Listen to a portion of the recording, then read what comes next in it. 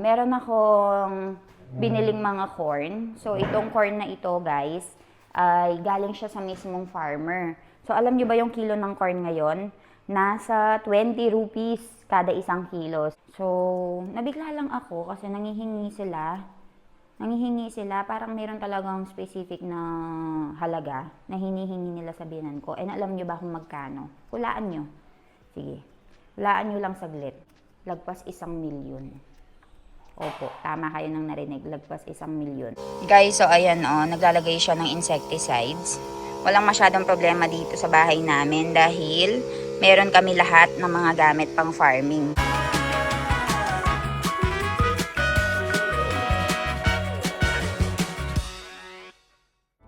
Guys, magandang umaga. So, maaga akong naligo ngayon. Ayan, dahil nga ay ako lang mag-isa dito and magdidiwa tayo. And also, we'll be cooking our food for today. And also today, guys, ay si Mommy at saka si Ivan ay babalik na dito sa bahay. Hindi lang ako makapagluto na ngayon dahil si Sonal Masi ay naglilinis pa sa loob. Ayun, naglampaso pa si Sonal Masi, guys. Basa-basa pa, kaya hindi ako makapasok.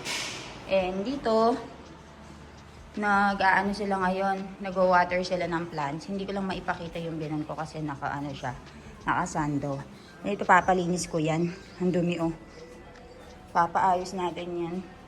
And ang dami kasi mga gamit-gamit dito, oh. Hindi ko alam kung pwede bang alisin yan. Baka naman kasi magalit yung binan ko sa akin kapag inalis ko yan. And ito, pabalikin natin yung nagpipintura. Gawa ng sinementohan nga ito dahil naglagay sila ng pipe dito kasi tumutulo to, di ba? So, papasimentohan ulit yan, papapintura ulit yan. I-retouch nila yung mga dapat i-retouch. Ito din, i-retouch nila to, guys, kasi nung natatapos sila ay hindi pa ito nagawa. So, huhuli daw yan. And also, guys, dito, yung hugasan namin ng kamay, ito ulit yung nilagay namin. Gawa ng hindi kami nakabili. So, sabi ni father-in-law, okay na muna daw yan. Huwag na muna daw bumili kasi marami nga kaming mga kailangang tapusin and sa farm na papabayaan. So, ayan yung senaryo ngayon. Papalinis ko ito kay Sonal Masi. And medyo magulo pa dito. And ayan, nag-garden sila ng plants. Guys, for our food for today, magluluto tayo ng cabbage batakan usak. So, ayan. Actually, itong aming mga ang ulam pala natin ngayon ay cauliflower na may kasamang potato. So, ayan. Hatiin ko lang while I'm working. Nandito yung laptop ko, nandito yung cellphone ko. Nakapag-upload na ako ng kaunting reels. So, sinasabay ko lang yung pagluluto ng pagkain at saka yung pagtatrabaho. Actually, medyo nahihirapan ako ngayon, kahit na wala nga si Ivan kasi wala akong kasama sa pagluluto din. Tapos, ang dami ko pang inaasikaso, yung villa, yung resort. Pero okay naman, namamanage ko naman since nandiyan naman si Sonal Masi. So, imagine if wala si Sonal Masi dito, ay nako, hindi ko matatapos lahat ng mga trabaho ko. And meron akong sa inyo, guys, meron akong kukwento, sa atin lang, wow. So, wala naman ako, kwento ko lang, no? Hindi naman ako against sa pagbibigay ng, pagbibigay ng donasyon, pagdating sa mga, sa mga templo-templong ganyan. Pero nabigla lang ako, guys. Kasi dito sa lugar namin ay meron silang balak na magpagawa ng templo nga. And yung mga talagang mga maka-Diyos, alam niyo naman sa atin, may mga maka-Diyos, di ba? Sa mga maka-Diyos, guys, kasama doon yung biyenan kong lalaki. So, nabigla lang ako kasi nangihingi sila, parang meron talagang specific na halaga na hinihingi nila sa biyenan ko. And alam nyo ba kung magkano? Hulaan nyo. Sige, hulaan nyo lang saglit. Sasabihin ko na. Alam nyo ba kung magkano hinihingi? Lagpas 1,000,000. Opo, tama kayo nang narinig, lagpas 1,000,000. Nung pagkarinig ko yan, guys, napaupo ako bigla. Ano? Hinihingi sa amin, lagpas 1,000,000. So guys, yung lugar namin ay napakaraming mga maka-Diyos ba. Pero yung isa kasi yung biyenan ko sa tatlo na medyo may kaya ba, na talaga naman na maraming lupain. At saka yung nag-ampon sa akin, yun din, yun, magbibigay din yun ng lagpas 1,000,000 guys. Yung nag-ampon sa akin na lalaki. So, ayun nga, kwento ko sa inyo. So, magkakaroon ng opening, parang magkakaroon ng prayer, and isa nga din kami sa uupo dun sa prayer kasi isa kami sa may mga malaking donasyon, guys. Ewan ko niyan, paano niyan? Ewan ko ba? Kasi yung biyanan ko, guys, at saka yung nag-ampon nga din sa akin, bali 3 sila, so 2 na yun. Yung isa naman, yung talagang makajos na makajos, nasa ibang bansa naman yung anak niya. Kaya yung palagay nila na maraming babahagi ba doon sa pagpapatayo, ay, ayun nga, sila yung parang compulsory na binigyan nila ng task na magbigay. Kaya ewan ko kay Milan. Titatanungin ko nga yung reaction ni Milan. Dahil ang kanyang lagpas 1,000,000 ay maano. Wala naman ako, hindi naman ako against. Nabigla lang ako, guys. Kasi sa Pilipinas, dun sa mga kakilala kong nagbibigay ng donasyon, hindi naman ganun kalaki yung halagang binibigay nila. Pwede na yung mga 10,000, 20,000, ganyan. Dito, milyon. Grabe. Kayang-kaya ng binan ko yun, guys. Ang ano ko lang, kung ano yung reaction nila. Ayun, guys, papakita ko sa inyo yung binibuild nila na ano dito, templo.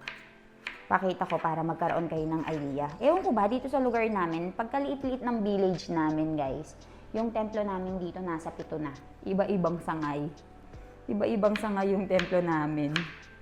Kaya, parang pinag-iisipan din nila na kung bakit magtatayo pa. Pero yung isa kasing sinasabi ko sa inyo magbibigay ng lagpas 1,000,000 din. Siya yung may gusto talaga. Eh, syempre, dahil makajos naman ang biyanan ko at saka yung umampon sa akin, eh, wala naman silang masabi kasi kasama nga nila sa, kapapaniwala nila, no? Pero update ko kayo kung ano yung napag-usapan, ha? Makajos naman ang biyanan ko, guys, pero siguro nabigla din siya kung magkano ba yung hinihingi sa kanya. Kasi, sabi ko sa inyo, malaki yung mango farm ng biyanan ko, guys, no? So, automatically, ang tingin sa kanya ay milyonaryo. Pero hindi nila alam na kakaunti nga lang yung, hindi naman ganun kalaki yung kita ng manggahan. Meron lang din kaming ibang mga negosyo kasi, kaya ay, parang nakikita nila na may kaya nga yung pamilya namin. Pero yung manggahan, guys, hindi naman din ganyan kalakas. And once a year lang din naman yung income nun. Dahil nga, ay every year lang naman, isang beses lang naman namumunga yung mangga. So, tapos yung mga merchant pa, binabarat pa. Kaya, sabi ng biyanan ko, akala siguro nila sa akin, sobrang yaman ko, milyonaryo ako. Kasi guys, nakikita nila na nagpapagawa kami ng resort. After 1 year, nagpagawa ulit kami ng resort. So, 2 na. In 2 years, 2 na yung villa namin. Kaya nagkaroon sila ng impression na, ayun nga, mayaman na mayaman. Hindi nila alam na sakto-sakto lang din. And mas mayaman sila dahil naka-abroad nga yung mga anak nila. So, ayun. Update ko lang kayo, guys, na na open up ko lang yung conversation. Nabigla ako. 1,000,000 lagpas, 1,000,000 ang hinihingi sa amin. So, ayun, balitaan ko kaya gagawa lang ako ng food for today. Guys, little update din pala. Meron akong biniling mga corn. So, itong corn na ito, guys, ay galing siya sa mismong farmer. So, alam nyo ba yung kilo ng corn ngayon? Nasa 20 rupees kada 1 kilo. So, di ba? Ang mura. So, sobrang mura na yon. And ang gaganda ng quality, fresh from the farm. Ayan, oh. American ba yung tawag yan? American corn. Pero magaganda. So, mga nasa, I think if hindi ako nagkakamali, mga nasa 15 pesos ang kilo ng corn. Kaya talaga namang yung mga tao dito sa village namin ay nagsibilihan. Kasi kung bibilin mo yun sa palengke, if I'm not mistaken, double the price. 40 rupees per kilo. Dito 20 rupees lang ang kilo kasi nga ay mga farmers yung direktang nagbebenta sa mga ka-village niya. So, ayun. Guys, so ayan naglalagay siya ng insecticides. Walang masyadong problema dito sa bahay namin dahil meron kami lahat ng mga gamit pang farming. Ayan. And araw-araw libre lang yung tubig na dumadaan dito dahil may government water na pinoprovide.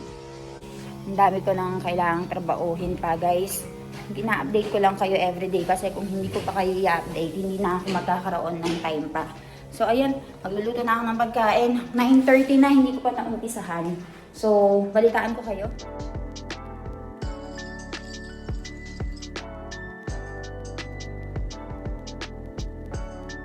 So, yesterday guys, meron akong nasobra na, sobra na ginawang lot for my rotli. So, kulang pa to, kaya gagawa pa ako ng konti na lang. Since usually 7 or 8 na piraso lang naman yung namin, ginagawa ko. And at the same time, gagawin ko na ang aming ulam. So, magtrabaho muna ako dito guys, balitaan ko kayo. Late na eh.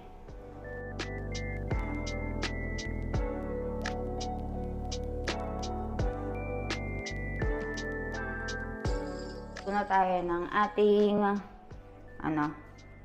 ating sack or kung tawagin nila ay ulam.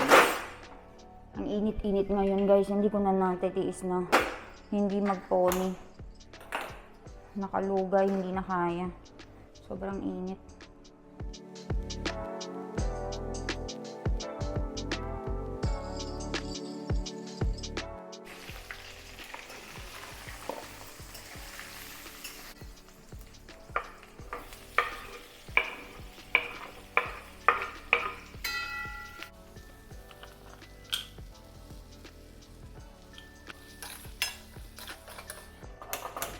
So, tapos na ako na magluto ng guys.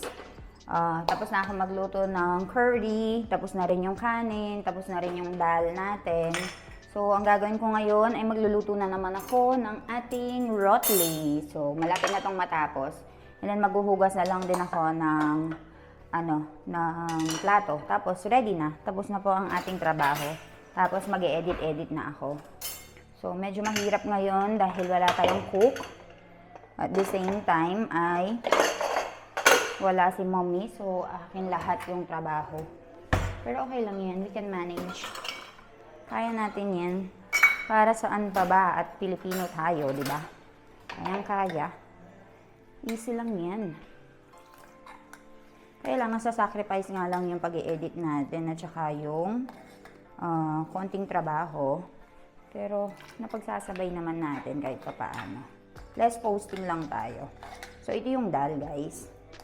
So, nilagyan ko lang siya ng kaunting water kasi ito yung kinakain together with the curry. Ginagawa ko lang siyang medyo malabnaw para mas masarap siya. So, nilalagyan ko siya ng water. May mga nagtatanong sa akin kung nagustuhan ko na ba yung mga vegetarian food. Actually, guys, sa sobrang dami nilang spices dito, masasarap naman yung pagkain nila, to be honest. And kapag nasanay ka na, hahanap-hanapin mo. Yun lang para sa akin, ha. Ewan ko lang sa ibang mga Filipina na nakapangasawa ng Indians, if gusto ba nila yung Indian food. Pero para sa akin, masarap. Pero hindi ko pa kasi natikman yung mga sa ibang lugar, yung mga karne-karne nila. Pero I think if matitikman ko, I think I will also like it. Kasi ito nga ang vegetarian food na walang kakarne-karne, nagustuhan ko eh. What more pa kaya if the, diba? Yung mga karne-karne nila na may mga masala. Sa inyo, kumain ng Indian food. And then let me know if mas nasarapan ba kayo or hindi. Kasi para sa akin, masarap siya. So ayan, ready na ang ating pagkain. Ngayon, ang gagawin ko ay itong rotli. So, gawin ko muna to. Balitaan ko kayo.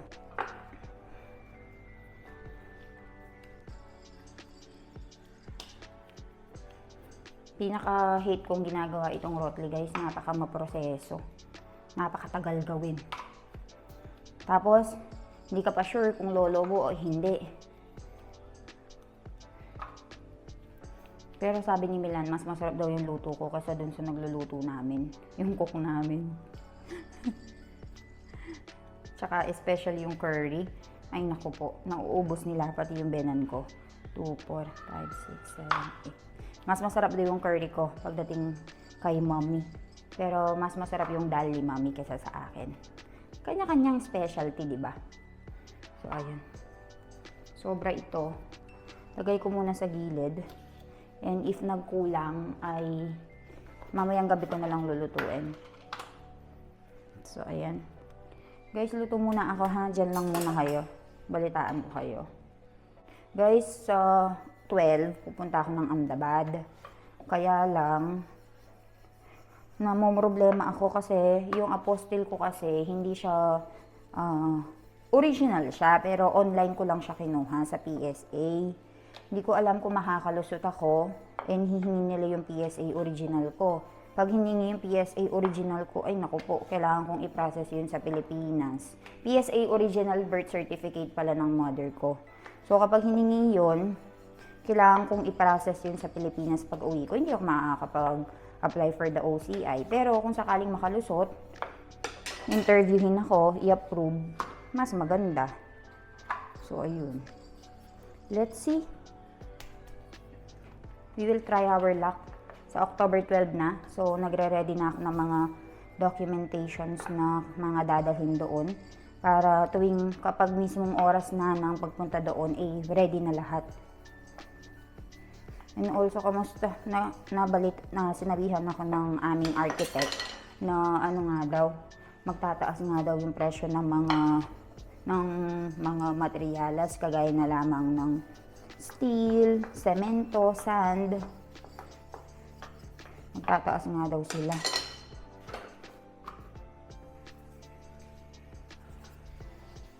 Kaya, mas marami yung ano natin, gastos natin. Malapit na matapos yung bilang, malapit na matapos yung gastos ko, guys.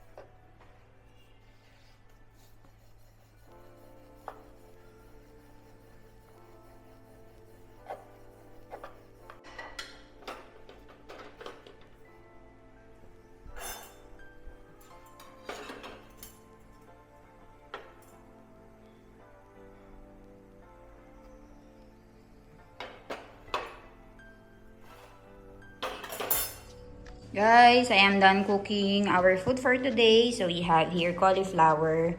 Ito yung dood natin or milk na pinakuluan ko. Meron tayo ditong dal na pangpares dito sa ating curry. So, ito yung Katyawani curry. And ito naman ang ating rice. And we have here the rotli. So, ayan po ang ating food for today.